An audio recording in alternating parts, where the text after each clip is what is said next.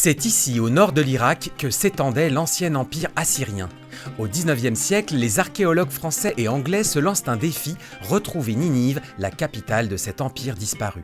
Encore faut-il savoir où chercher. À part une mention dans la Bible, on ne sait pas grand-chose de la ville antique. Vice-consul à Mossoul, le français Paul-Émile Botta croit toucher au but.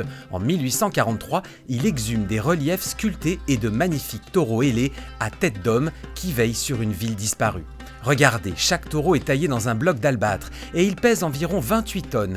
Qu'à cela ne tienne, Botta les fait découper et les expédie au Louvre. Sauf que ces créatures fantastiques ne veillaient pas sur Ninive, mais sur Khorsabad, une autre cité de l'Empire assyrien. Bref, Botta s'est trompé. C'est d'ailleurs ce que pense l'archéologue anglais Henry Layard, lancé lui aussi à la recherche de Ninive. Et c'est à quelques kilomètres de Khorsabad que Layard découvre la cité légendaire enfouie sous le sable.